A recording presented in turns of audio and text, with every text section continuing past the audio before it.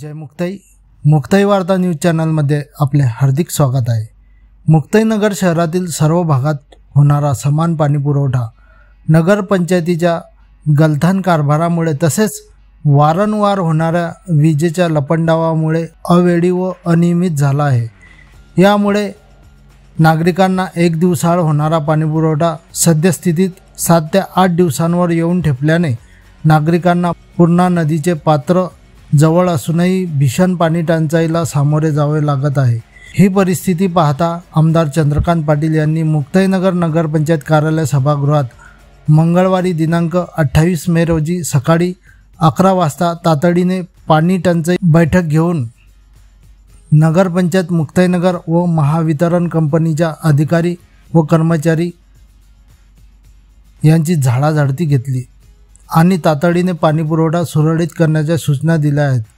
प्रसंगी तहसीलदार, नगरपंचायत मुख्याधिकारी गजानन तायडे, महावितरणचे कार्यकारी अभियंता स्वामी, उप अभियंता ढोले, सहाय्यक अभियंता कुंभारे आदींसह नगरपालिका पाणीपुरवठा विभागाचे कर्मचारी तसेच युवा सेना जिल्हा प्रमुख पंकज राणे, शहर प्रमुख गणेश टोंगे, उपतालुका प्रमुख प्रफुल्ल पाटील, शहर संघटक वसंत भलभले, नगरसेवक राजेंद्र हिवराळे, संतोष मराठे, आरिफ आझाद, नूर मोहम्मद खान, युनुस खान, रिपाई तालुकाध्यक्ष सुधाकर बोदडे, दिलीप पाटील, संतोष माळी, आमदारांचे स्वीय सहाय्यक प्रवीण चौधरी आदींची उपस्थिती होती।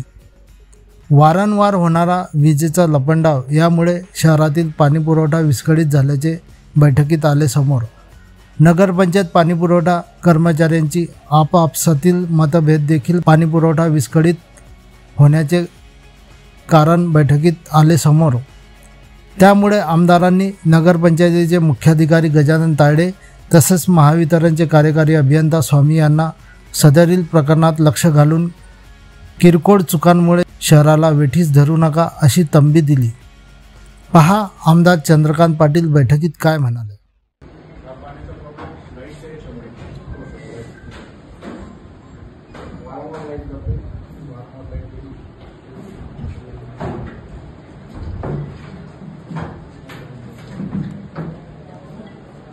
पाणी इतकी मोठी आहे की जुनं गाव आणि नवीन गाव मुक्ताईच्या पलीकडे पण रस्त्याच्या पलीकडे पण वसाहत आहे। ह्या कॉर्नरला तुम्ही त्याच्या मागे खूप मोठ्या प्रमाणात वसाहत आहे। तिकडे हा जो आता वाढ झाला 13 वाढ लांब नवीन वस्ती आहे। तर सगळ्या लोकांना पाण्याची एवढी टंचाई कधी आलेली नव्हती, आता ही निर्माण झालेली आहे।